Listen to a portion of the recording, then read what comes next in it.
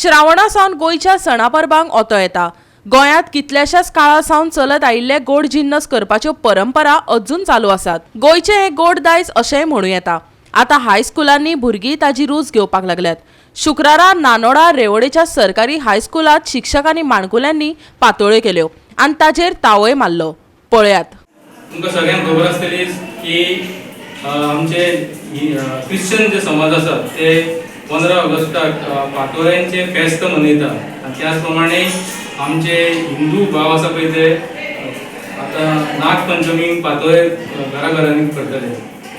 तुमकां आतां आमच्या टेबलाचेर फुडल्यान तुमकां साहित्य दिसता, पातोळ्यांचे खोले दिसता, बाकीचे साहित्य दिसता।